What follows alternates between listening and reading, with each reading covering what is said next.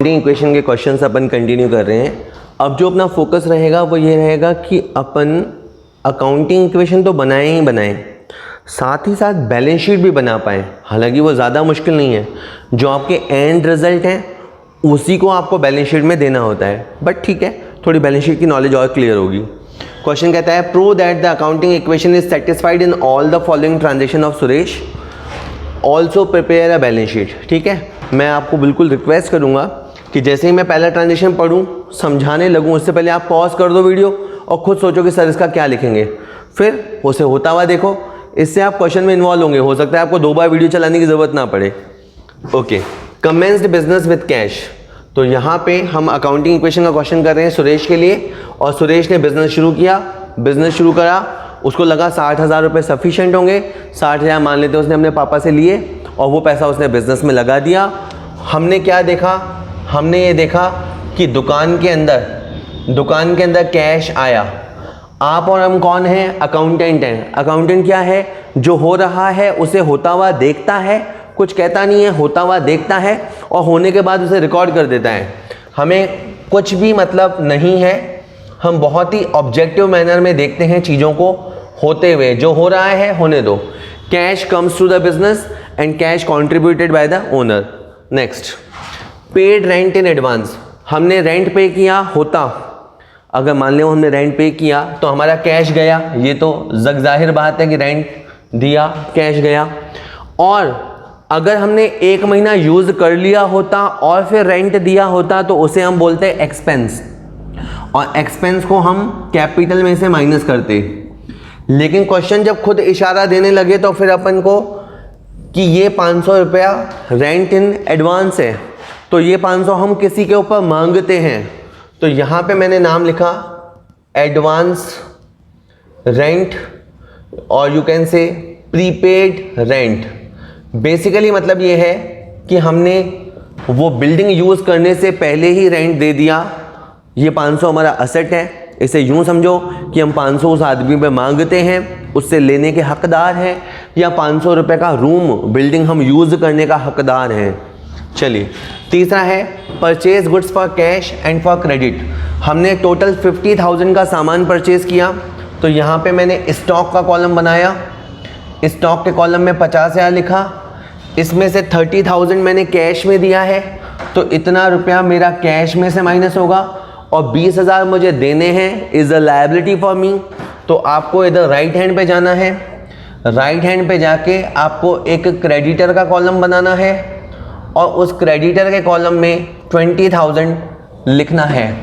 ठीक है, हर लाइन के बाद नया इक्वेशन आप हासिल कर सकते हैं। अभी मैं डायरेक्ट ही क्वेश्चन सॉल्व कर रहा हूँ। 20,000 रुपये लायबिलिटीज़ है, आप इसको याद रखिएगा। लायबिलिटी साइड में थोड़ी सी ट्रैफिक कम होती है, असेट साइड में ट्रैफिक ज़्यादा होता है। नेक्स्ट है sold goods for cash 30,000 costing 20,000। 20,000 का सामान हमने 30,000 में बेचा, 20,000 का सामान 30,000 में बेचा, क्या होगा? कैश आएगा। तो कैश के कॉलम में तो लिखा प्लस, स्टॉक कॉलम में से किया माइनस, और 10,000 रुपये प्रॉफिट हुआ। ये प्रॉफिट किसको हुआ? ओनर को हुआ, तो ये कैपिटल में जुड़ेगा। ठीक है, अभी तो देखो समझने समझाने के लिए बहुत है कि 10,000 प्रॉफिट किसका हुआ, आप बोलेंगे ओनर का हुआ। आगे है paid salary 500 and salary outstanding being 100 रुपी।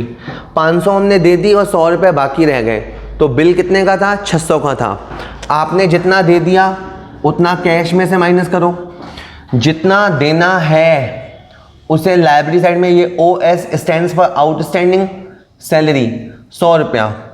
इसका ये मतलब आप समझना पड़ेगा आपको कि 600 रुपये का बिल बना था, तो 600 रुपये कैपिटल में से कटेगा। समझो, आपके पास एक नौकर है, उसने काम किया, उसने 600 रुपये मांगे, यानी 600 रुपये की सर्विसेज आपने यूज़ की है और 600 रुपये खर्च हो गया। व्हाट इट मीन्स खर्च हो गया? ये 600 रुपये वापस नहीं आएगा। आप 600 रुपये अगर नौकर को देते हो तो अगले महीने आप बोलोगे नहीं कि वापस ला। अगर वापस ला बोल सकते हो तो ये है असेट, और देने पड़ेंगे, दे दिए, वो हो गया एक्सपेंस। ठीक है, ये 600 रुपये हो गया एक्सपेंस, 100 अभी देने बाकी हैं, वो हो गया लायबिलिटीज़। और लास्ट में है बॉट मोटरसाइकिल। यहाँ तक होता बॉट मोटरसाइकिल तो मतलब मैं बोलता मोटरसाइकिल दुकान के लिए खरीदी, पर ये क्वेश्चन खुद बोल रहा है कि मोटरसाइकिल पर्सनल यूज़ के लिए खरीदी। देखिए क्वेश्चन अगर पर्सनल कुछ करेगा, दैट इज़ कोई भी ट्रांजेक्शन ऐसा होगा जो पर्सनल सुरेश से रिलेटेड होगा, तो उसके लिए क्वेश्चन वाला खुद बोलेगा। नॉर्मली सारे ट्रांजेक्शन किसके होंगे? बिजनेस के होंगे। अब जैसे ये मोटरसाइकिल खरीदी गई तो दुकान में से पैसा उठाया गया, तो दुकान में से कैश गया, लेकिन मोटरसाइकिल दुकान के बाहर नहीं रखी गई, दैट इज दुकान में लाके नहीं रखी गई। मोटरसाइकिल दुकान के ओनर ने यूज़ की है, तो ये 5,000 उसकी कैपिटल में से कटेगा, 5,000 उसकी कैपिटल में से कटेगा। आप कभी बहुत होशियार हो जाएंगे तो समझेंगे कि एक तरह से 5,000 दुकान ने दुकानदार को दे दिए। मगर मैं 2 मिनट आपको समझाऊँ। सबसे पहले 60,000 रुपये, ये वाले 60,000 देखो, दुकानदार ने दुकान को दिए, तो दुकान के लिए एक तरह से यहाँ आएगा लाइब्रेरीज। फिर 10,000 रुपये दुकान ने कमाए, वो भी किसको देने हैं? दुकानदार को देने हैं। 600 रुपये खर्च हो गए तो वो कट गए, और 5,000 रुपये दुकानदार उठा के ले गया, तो ये 5,000 उसमें से और कम हो गए। पर ठीक है, ये थोड़ा सा हैवी हो जाएगा आपके लिए, अभी आप छोटे ही हैं तो आराम से देखिए इसको।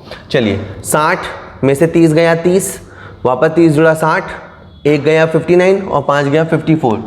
एंड ऑफ द डे आपके पास 54,000 का है कैश, आपके पास 500 रुपये है एडवांस रेंट, और 30,000 का है आपके पास स्टॉक, और ये सब मिला के होता है 84,500। और इधर से है 20,000 रुपये, और है 100 रुपये, 60 और 10 70, 70 में 5 गया 65, 64,400 रुपये, 64 और 20 84,500। हमेशा की बात है, आपका LHS RHS के बराबर हो जाएगा। खास बात इस क्वेश्चन में ये है कि also prepare a balance sheet. ठीक है, अब मैंने यहाँ पे बनाया है बैलेंस शीट एज ऑन। मान लीजिए आज 31 दिसंबर 2020 है, तो ये हमने बनाया बैलेंस शीट एज ऑन 31 दिसंबर 2020। यहाँ पे लिखा जाता है लायबिलिटीज़, लेफ्ट लायबिलिटीज़, राइट पे असेट्स। ठीक है, चलिए अब आपके पास कैश है, अब यहाँ कैश लिखो और यहाँ पे अमाउंट लिखो। ये सर इतनी सी बात, बिल्कुल इतनी सी बात। और ये इसके बाद है आपके पास एडवांस रेंट, ये भी आप लिखो असेट्स साइड। और आपके पास स्टॉक इन हैंड है, स्टॉक आपके हाथ में है, स्टॉक इन हैंड ये आपका असेट है, और ये सब मिला के हो गया 84,500। और इधर से एक तो आ जाएगा creditors, creditors is a liability, और आपका आ जाएगा outstanding salary, outstanding salary is a liability, और फिर आ जाएगा आपका कैपिटल, कैपिटल 64,400, 84,500। ठीक है, एक बात मैं आपको एक ऐसी बता देता हूँ, हमेशा आप याद रखिएगा A बराबर L+C। ठीक है सर, हमें पता है, आपने नोट करवाया हुआ है कि A बराबर L+C होता है। इससे आप ये भी निकाल सकते हैं कि जैसे C आप इधर रहने दो, A - L, या आप L इधर रहने दो, A - C। तो ये तीनों फॉर्मूले आपको याद रखने हैं, और मैं तीनों की जगह सच बताऊं तो आपको एक ही याद रखना है कस के, A बराबर L+C। और फिर ये छोटी सी मैथ्स हर कोई जानता है कि एक फॉर्मूले से 3 फॉर्मूले या 4 फॉर्मूले अपन बना पाते हैं सहूलियत के हिसाब से। ठीक है, हो गया है।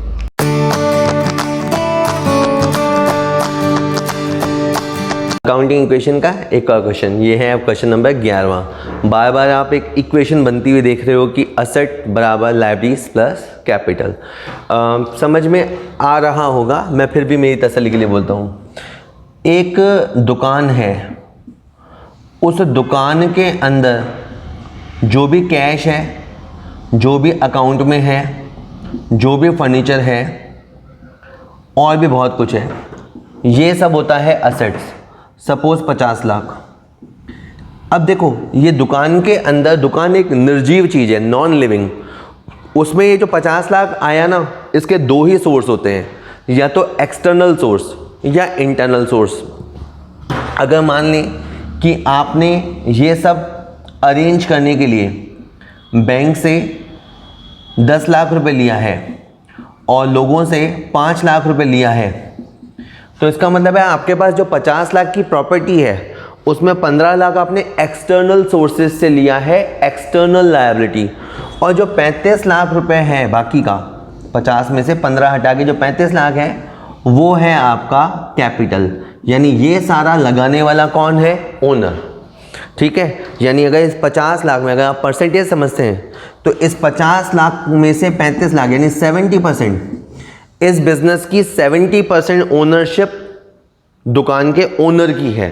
ठीक है, और 30% पैसा आउटसाइडर का है। अगर आप समझना चाहें तो आ जाइए क्वेश्चन पे आ जाइए।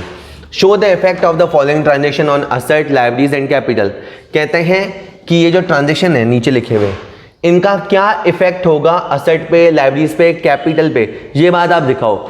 और ये दिखाने के लिए हम अकाउंटिंग इक्वेशन ही बनाते हैं, इसने खुद नहीं कहा कि ये सब इफेक्ट आप दिखाओ using the accounting equation, also prepare a balance sheet. आज इसको एक नई प्रॉब्लम है कि हमसे वो बैलेंस शीट भी बनवाना चाहता है, पर इस बहाने हमारी नॉलेज अच्छी हो जाएगी। First point, started business with cash. So वही घिसी पिटी कहानी, एक बंदे ने बिजनेस शुरू किया। ठीक है, चलिए ये ठीक है कि आज की जनरेशन नौकरी के पीछे बहुत भागती है, लेकिन बिजनेस भी एक बहुत शानदार चीज़ है। अगर आपके पास कोई दिमाग में आइडिया है और थोड़ा पैसा है जो आप लगा सकते हो या आपके माँ बाप लगा सकते हैं, दे सकते हैं आपको, तो बिज़नेस भी कोई कम बुरा आइडिया नहीं है। कैश 60,000 और ये पैसा कैपिटल में लगेगा। आगे है रेंट रिसीव। रेंट रिसीव, हमें रेंट मिला तो कैश आया। ये बात हम जर्नल बनाते हैं तब भी सोचनी पड़ती है, कैश कम्स, कैश आया। अब बात यह है कि ये 2000 क्या हमें लौटाना है, तो जवाब आता है नहीं। ये 2000 हमने किसी को बिल्डिंग दी या किसी को अपनी मशीन किराए पे दी और हमें 2000 रुपये मिला, तो ये क्या है? हमारी इनकम। और दुकान की इनकम अल्टीमेटली किसकी है? दुकानदार की। तो ये दुकान के ओनर में जड़ जाएगा। ठीक है, मैं वापस आपको एक पुराने ज़माने से कराता हूँ, जैसे अपन ने फर्स्ट 3 लेक्चर्स या फर्स्ट 2 लेक्चर्स में किया था, 62 और ये 62। ठीक है, 2 ओवर की समाप्ति के बाद भारत का स्कोर 62। आगे अक्रूड इंटरेस्ट। अब ये बड़ी गजब की चीज़ है, अक्रूड इंटरेस्ट। इसका सेंस होता है, मैं हिंदी में लिख के बताऊँ आपको, थोड़ा बहुत हिंदी आता होगा आपको पढ़ना। ब्याज कमाया परंतु मिला नहीं। इसका सेंस ये है कि ब्याज हमने कमाया पर हमें मिला नहीं, तो क्या डूब गया? नहीं। इसका थोड़ा सेंस होता है मिलेगा, ये पैसा हमें फ्यूचर में मिलेगा, तो ये हो गया असेट। तो यहाँ पे मैंने एक कॉलम बनाया एक्रूड इंटरेस्ट। अब आपको ये बात बिल्कुल हजम नहीं हो रही, लेकिन आप मेरी बात मानिए, आपको 500 रुपये मिलेगा, ये आपकी असेट है, और ये 500 रुपये आपकी कैपिटल में जुड़ेगा। वाई? हमने इंटरेस्ट कमाया। मैं आपको थोड़ी इसके साथ जर्नल की नॉलेज मिक्स करता हूँ, ध्यान देना। देखो, एक एंट्री हमने पढ़ी थी, cash account DR to interest. देखो भाई, जिनको ये एंट्री नहीं आती हो, इसका मतलब उन लोगों ने जर्नल नहीं पढ़ी है, तो पहले उनको साथ साथ जर्नल के भी लेक्चर्स देखने चाहिए जिसके वीडियोस बने हुए हैं। ओके, याद करो इस एंट्री को, cash account DR to interest, जिसको मैं समझाता था कैश आया, यानी कहानी हमने किसी को उधार दिया और उसने हमें ब्याज दिया, तो कैश आया और ये है इनकम। सोचो मैंने किसी को उधार दिया और मैं उससे ब्याज लेने गया, तो उसने बोला सॉरी यार मेरे पास अभी नहीं है, मैं बाद में दे दूंगा, तो कैश नहीं आया, बट ये कैश आएगा। तो यहाँ पे अब कैश काटा मैंने, इसकी जगह यहाँ लिखा मैंने अक्रूड इंटरेस्ट। देखिए, इसके अंदर भी अपन ने ब्याज कमाया है, नीचे वाले मैटर में भी अपन ने ब्याज कमाया है। डिफरेंस क्या है? यहां ब्याज कमाया और मिला, और यहां ब्याज कमाया पर मिला नहीं बल्कि मिलेगा। तो जो भी फ्यूचर में बेनिफिट होता है उसे हम नाम देते हैं अक्रूड इंटरेस्ट। तो मतलब फ्यूचर में बेनिफिट होता है उसे असेट्स नाम देते हैं, और इस असेट्स का नाम ये है। ठीक है, एक बार के लिए बहुत है, समझ में जितना आए ठीक है। मेरा थोड़ा तरीका रहता है कि भाई एक साथ ज़बरदस्ती मत थोपो, धीरे धीरे समझ में आने दो। और अगर बच्चा अगर चाहेगा 2 बार 3 बार वीडियो सुनेगा, उसके अंदर जो आवाज़ मैं बोल रहा हूँ वो सुनेगा, तो डेफिनेट समझ आ जाएगा। थोड़ी बहुत आपकी नीयत के ऊपर भी डिपेंड करता है। आगे है commission received in advance. Commission received in advance, बिना काम किए हमें कमीशन मिल गया। जैसे किसी ने हमें कहा भाई ये काम करवा देना, मैंने कहा करवा दूंगा, और हमें एडवांस में 1000 मिल गया, तो यहाँ कैश के अंदर 1000 आएगा और 1000 रुपये यहाँ पे आएगा कमीशन। इसको मैंने नाम दिया अनअर्नड। सर क्या? अनअर्नड। कि सर कहाँ खड़े हैं अपन? ये खड़े हैं अपन पाकिस्तान में, हैं पाकिस्तान में, लाइब्रेरी साइट। अनअर्नड कमीशन 1000 रुपया। ठीक है, इसको यहाँ थोड़ा सा ऐसे ब्रेकअप कर देते हैं। ये असेट, ये लाइब्रेरीज पे कैपिटल। ताज़ा स्कोर ये है 63,000 हो गए हैं, क्योंकि हमें अभी अभी 1000 मिला है। ये 500 रुपये बना हुआ है अपनी जगह पे। ये 1000 की हमारे लिए लाइब्रेरी हो गई है। सर लाइब्रेरी क्यों हो गई है? क्योंकि हमें अब वो काम करवाना पड़ेगा। जिस काम का हमने कमीशन लिया है ना, वो काम हमें करवाना पड़ेगा। It's our duty. और काम नहीं करवा सकते तो 1000 रुपये हो सकता है वापस करने पड़ जाएं। Is a library. ठीक है, चलिए इसके बाद बात कर लेते हैं अमाउंट विड्रॉन। अमाउंट विड्रॉन का हिंदी होता है अमाउंट निकाला। अमाउंट निकालने का मतलब ये होता है कि ओनर ने दुकान में से पैसा निकाला। यानी ये फर्स्ट ट्रांजेक्शन का ठीक उल्टा है कि दुकान के ओनर ने दुकान में से पैसा निकाल लिया। तो ये 5000 दुकान में से गया। शुरू में बच्चों को बड़े मुश्किल समझ में आता है। उसको क्या लगता है दुकान में से पैसा निकाला ना तो पैसा आया, तो देख तू वापस मत भूल। ये है दुकान के ओनर और ये है दुकान। इन्होंने पैसा निकाला तो इनकी जेब में देखोगे तो पैसा आया, लेकिन दुकान की जेब में से ये देखोगे दुकान की तिजोरी में से पैसा गया। ठीक है, तो 5000 रुपये गया और 5000 ही उनकी कैपिटल में से कटेगा। और इसके बाद आपके सामने नया स्कोर आएगा 58,500, 1000 और इसको लेस करने पे 57,500। अकाउंटिंग इक्वेशन हो गया है पूरा। क्वेश्चन में अगर बैलेंस शीट मांगी हो also prepare a balance sheet, तो फिर आपको एक बैलेंस शीट बनानी है। बैलेंस शीट बिजनेस का मिरर होती है, इसके अंदर सब कुछ दिख जाता है, बस देखना आना चाहिए। ठीक है, मैं पहले लेक्चर में कहा था कि लोग असेट को देखते हैं कि इनके पास कैश कितना है और बाकी असेट्स कितने हैं। कैश है और इसका नाम थोड़ा टफ है, एक्रूड इंटरेस्ट 500। ठीक है, लोग केवल असेट्स देखते हैं, लेकिन हमें लायबिलिटी भी देखनी चाहिए। एक वर्ड होता है फाइनेंशियल पोजीशन।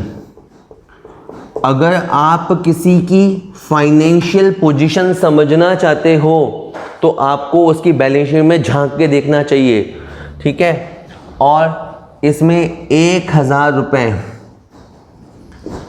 रुपये की लायबिलिटी है, इसका नाम है अनअर्न्ड कमीशन। और इसके अलावा बाकी जो दिखता है वो कैपिटल है। ठीक है, ये आपके लिए इधर आ जाएगा लायबिलिटी साइड आपके लेफ्ट हैंड पे, और ये आ जाएगी आपकी असेट साइड राइट हैंड पे। ठीक है, हो गया है question.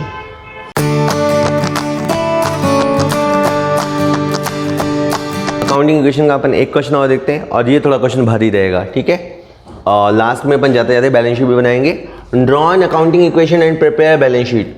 Question number 12, first question point, commences business with cash, cheque, goods and furniture. क्या बात है, इसने बहुत धूमधाम के साथ अपना बिजनेस स्टार्ट किया और इस बंदे ने कैश लगाया है, चेक लगाया है, इसका मतलब इसका बैंक अकाउंट है। सामान भी इसके पास कुछ रखा हुआ होगा, स्टॉक और फर्नीचर। ठीक है, जो सामान इसके पास पड़ा हुआ था वो भी इसने दुकान में लगा दिया। अगर अपन इन सबको जोड़ें तो 50,000, 150,000, 180,000 और 2 लाख। टोटल इस पट्टे ने 2 लाख रुपए के साथ अपना कारोबार स्टार्ट किया। 5 साल बाद, 10 साल बाद, 100 साल बाद ये देखेगा, मान लीजिए कि आज के 5 साल के बाद ये 3 लाख पे बैठा है, मान लेते हैं 3 लाख पे बैठा है, तो ये कह सकेगा कि मैंने 1 लाख कमाया, क्योंकि मैं जब स्टार्ट किया था तब 2 लाख पे था। और जब 5 साल बाद मैं 3 लाख पे बैठा हूँ तो मतलब 1 लाख कमाया। मे बी 5 साल बाद वो 5 लाख पे बैठा है तो 2 लाख से वो 5 लाख तक पहुँचा। इस तरह चेक करते हैं। खैर, ये आपका सबसे पहला पॉइंट रहा।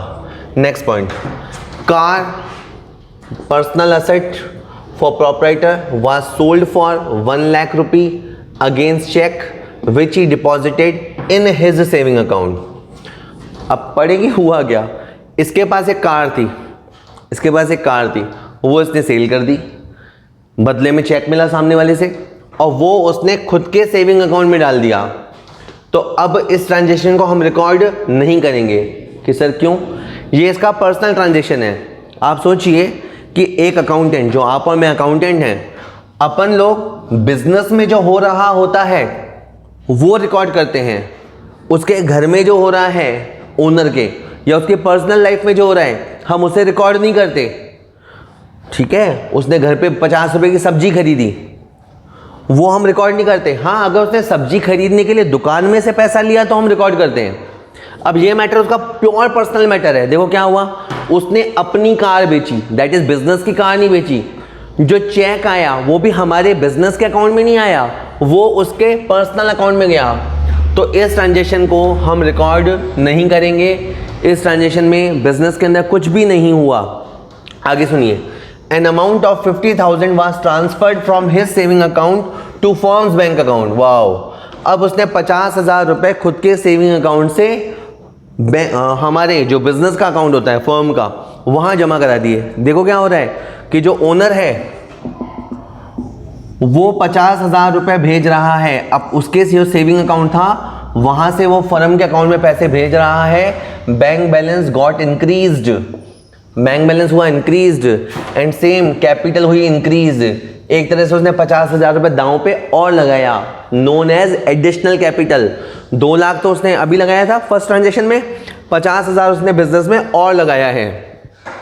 चलिए चौथा, a new car was purchase for 6 lakh rupee for office use. It was paid by taking a loan from bank 5 lakh रुपया and balance was issue of cheque from firm's bank account. Wow, खतरनाक question है। हमने मतलब दुकान के owner ने car खरीदी, अब के बाद पर्सनल यूज के लिए नहीं, ऑफिस के लिए कार खरीदी। तो यहाँ पे कॉलम मैंने बनाया कार और उस कार के अंदर लिखा 6 लाख। उस कार को लेने के लिए 5 लाख का लोन लिया गया। ठीक है, इसके लिए लोन लिया गया तो इट्स अ लायबिलिटी। तो मैंने यहाँ पे लिखा बैंक लोन और बैंक लोन के सामने लिखा 5 लाख रुपया और 1 लाख रुपए दे दिया गया। तो 1 लाख रुपए मैंने यहाँ माइनस कर दिया बैंक में से। इसे आप रियल लाइफ में समझिए क्या होता है। ये देखने गया है, कार देखने गया, पूछा कितने की, उसने बोला 6 लाख की। तो दुकानदार ने कहा मैं अभी कितने जमा कराऊं, तो उसने कहा 1 लाख का तो आप अभी दे दो डाउन पेमेंट और बाकी का फाइनेंस हो जाएगा, यानी बाकी लोन से हो जाएगा। तो मैंने 1 लाख रुपए दे दिया ओनर ने, मैंने मतलब खुद के ऊपर ले लो बोले, हमने 1 लाख रुपए दे दिया तो 1 लाख तो बैंक में से गया। कार हमारे ऑफिस के बाहर आके खड़ी हो गई जो कि 6 लाख की कार है और 5 लाख की मुसीबत खड़ी हो गई। अब ये हर महीने ही होता है, हर महीने के इंस्टॉलमेंट शुरू हो जाएंगे।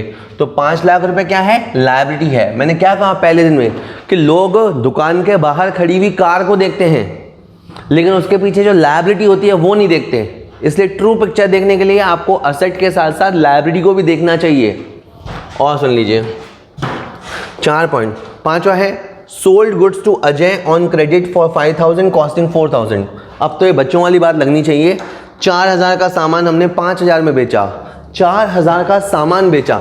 सबसे पहले बच्चे को बोलना चाहिए स्टॉक माइनस, फिर 1,000 कमाया वो बोलना चाहिए कैपिटल प्लस, और 5,000 रुपये हम अजय पे मांगते हैं क्योंकि हमने अजय को क्रेडिट पे सेल किया है, उधार दिया है।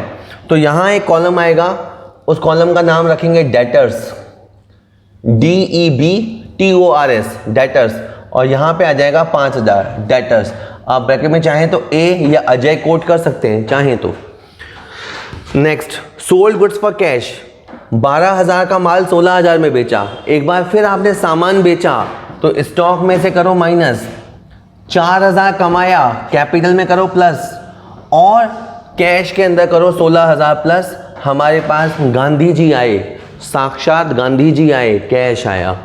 आगे next, purchase goods for cash, हमने 40,000 का सामान खरीदा तो कैश में से 40,000 गया और स्टॉक के अंदर 40,000 प्लस, कैश में से गया स्टॉक में से आया, ठीक है। उसके बाद है परचेज गुड्स ऑन क्रेडिट, अब हमने 20,000 का सामान उधार खरीदा तो स्टॉक के अंदर 20,000 प्लस, और यहाँ पे एक मुसीबत का जन्म होगा, मुसीबत का नाम है क्रेडिटर्स, ठीक है, क्रेडिटर्स लायबिलिटी, 20,000 रुपये क्रेडिटर्स के कॉलम में आएगा, ठीक है। एक अकाउंट्स के स्टैंडर्ड को डेटर और क्रेडिटर क्लियर पता होना चाहिए। डेटर मतलब हमारे कस्टमर और क्रेडिटर जिनसे हम माल लेके आए हैं और पैसे अभी बाकी हैं। आगे paid rent 3,000 including 2,000 in advance, बहुत ही बढ़िया। हमने रेंट पे किया जिसमें से 2,000 एडवांस है, तो पहले तो पास तो रेंट दिया तो कैश में से 3,000 माइनस करो। 2,000 एडवांस दिया है यानी 2,000 हम उसके ऊपर मांगते हैं, तो मैंने यहाँ एक कॉलम क्रिएट किया एडवांस और you can say prepaid rent, और यहाँ पे मैंने 2,000 रुपये लिखा। आज तो हिंदुस्तान पाकिस्तान मैच हो गया बिल्कुल। और 1,000 रुपया आपका खर्च हो गया, तो यहाँ पे कैपिटल में से माइनस होगा। इसे यूँ समझो कि हमने एक किसी बंदे का गोडाउन यूज़ किया, 1,000 उसका किराया होता है, वो आया उसने कहा सर मेरे घर में काम है, आप मुझे प्लीज़ है ना 1,000 इस महीने के दे दो और 2,000 रुपये एडवांस दे दो। मुझे दया आ गई, मैंने 3,000 दे दिए, तो जो 1,000 हमने उसको दिए हैं वो तो देने ही थे, तो वो तो खर्च हो गया, और बाकी जो 2,000 दिया है ना ज़्यादा, वो आपका असेट है, ठीक है। अब आपको ये ध्यान रखना है कि हिंदुस्तान और पाकिस्तान के बीच की जो बॉर्डर है LOC, उस LOC को थोड़ा डार्कन कर देना, इधर का मामला उधर ना हो जाए, ठीक है। चलिए आगे बात कर लेते हैं।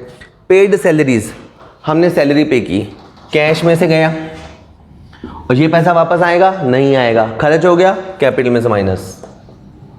अब खुद को परेशान करना चाहो तो अलग बात है, अदरवाइज अगर चीज़ों को सिंपल रखोगे तो सिंपली हो जाएंगी। सोल्ड गुड्स फॉर 1,000 कॉस्टिंग 8,000, ये तो कुछ ज़्यादा ही गड़बड़ दिख रहा है, अपन ऐसा कर लेते हैं ना, इसको 10,000 कर देते हैं, है ना, ये 10,000 होगा। गुड सोल्ड फॉर 10,000, हमने 10,000 में सामान बेचा तो कैश के अंदर 10,000 और स्टॉक में से 8,000 माइनस कर देते हैं। वो चीज़ भी हो सकती थी पर थोड़ा अनयूजुअल लगता है, तो हमने कैश के अंदर 10,000, स्टॉक में से गया 8,000, 2,000 किसने कमाया, ओनर ने कमाया, दुकान ने कमाया, अल्टीमेटली ओनर को मिलेगा, इसलिए ओनर के कॉलम में जुड़ गया। Outstanding salary, wow, outstanding salary का मतलब है एक हमारा नौकर आया कहता है साहब मेरी तनख्वाह दे दो, तो मैंने कहा वाह नहीं है पैसे, बाद में लियो। अब कुछ लोग बोलेंगे कि इसको लिखो ही मत, लेकिन नहीं, आपके ऊपर लाइब्रेरी क्रिएट हो गई है, तो यहाँ पे लाइब्रेरी साइड में आके मैंने लिखा आउटस्टैंडिंग सैलरी 1,000 रुपया, और 1,000 रुपये यहाँ लिखा और 1,000 कैपिटल में से माइनस होगा। अब आप फ़र्क देखना, मैं 2 आइटम बताता हूँ। सैलरी पेड होता है तो क्या होता है, और सैलरी आउटस्टैंडिंग होता है तो क्या होता है। सीन 1, हमारा फेवरेट नौकर आया, हाँ फेवरेट नौकर, हमारे को अच्छा लगता है, वो अच्छा काम करता है, वो आया साहब तनख्वाह दे दो, तनख्वाह दे दो, तो मैंने कहा वाह ले जा, मैंने उसको 1,000 रुपये दे दिया, कैश में से माइनस होगा, और ये पैसा खर्च हो गया तो कैपिटल में से माइनस होगा। सीन 2, हमारा एक और नौकर आया साहब तनख्वाह दे दो, मेरे पास थे ही नहीं, तो मैंने कहा यार बाद में लियो, बाद में लियो, तो ये क्या हो गया आउटस्टैंडिंग सैलरी, जो कि क्या है लायबिलिटी, और कैपिटल में से तो माइनस होगा। इन दोनों में कॉमन क्या है, दोनों में कॉमन ये है कि हम सर्विसेज ले चुके, हमें 1,000 रुपये देने ही हैं, 1,000 रुपये खर्च हो चुके। अब प्रॉब्लम क्या आती है, क्योंकि आपने 10-15 साल जितनी भी ज़िंदगी जी है, अपने को क्या लगता है खर्च हो गए मतलब दे दिए, अकाउंटेंसी में खर्च हो गए अलग होता है। नौकर ने काम कर लिया तो 1,000 रुपये खर्चा हो गया, इस मामले में हमने उसको पे कर दिया है। यहाँ पे भी 1,000 रुपये खर्च हो गया है लेकिन हमने उसे पे नहीं किया है, तो खर्च होना और पे होना ये 2 अलग अलग बातें हैं, ठीक है। अभी के लिए बहुत है, हमने 1,000 रुपया उसे पे नहीं किया है तो वो लाइबिलिटी साइड में आएगा। बट बाय द वे पैसा खर्च तो हो गया है, इसलिए कैपिटल में से माइनस होगा। लास्ट ट्रांजेक्शन आ रहा है charge depreciation on furniture. Furniture पे डेप्रिसिएशन लगाओ, यानी फर्नीचर की वैल्यू को कम करो। फर्नीचर की वैल्यू को कम करेंगे यानी फर्नीचर खर्च हो गया, तो ये कैपिटल में से माइनस हो गया। ठीक है, जो भी चीज़ नुकसान करती है आपकी कैपिटल को रिड्यूस करती है। ठीक है, आखिर में आपको फाइनल रिजल्ट निकालना है। स्टेप बाय स्टेप भी निकाल सकते हैं, निकालना ही चाहिए, बाकी तो जैसा स्कूल्स में सिखाया जाए। 50 और 16 66, 66 में से 40 गया 26, 26 में 3 गया 23, 21, 21 और 10 31। तो हमारा कैश आ रहा है 31। ये 150 और 1 लाख गया तो वापस आ गया 50। 30 में से 4 गया 26, 12 गया 14, 40 54, 74, 74 में से 8 गया 66 और 20,000 में से 500 गया 19,500 और ये 60,000 आ गया कार। और ये आपका डेटर्स है 5,000 और ये आपका प्रीपेड रेंट है 2,000। इधर 50,000 बैंक 5 लाख रुपए बैंक लोन है। 20,000 के क्रेडिटर्स हैं। 1,000 का आउटस्टैंडिंग सैलरी है। अब फाइनली 2 लाख, 250, 251, 255, 254, 252, 254, 253, 252,500। अच्छा, ये सही है या नहीं सही है, इसके लिए हमें एक बैलेंस शीट बनानी पड़ेगी। थोड़ा सा हमारे पास जगह शॉर्ट है तो अपन छोटा छोटा लिख के बना देंगे। ठीक है, ध्यान दीजिएगा।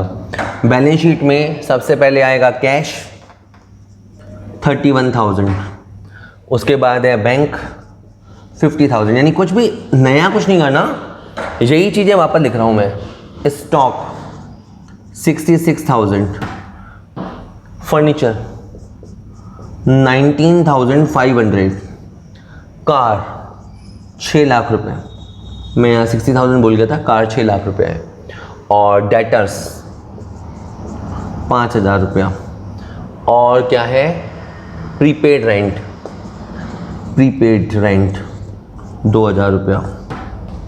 3150, 81, 87, 147, 167, 767, 772, 774, 773, 500।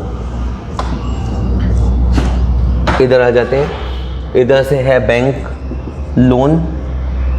बैंक लोन है आपका 5 लाख का। 5 लाख के बाद है क्रेडिटर्स। क्रेडिटर्स है आपके 20,000 के।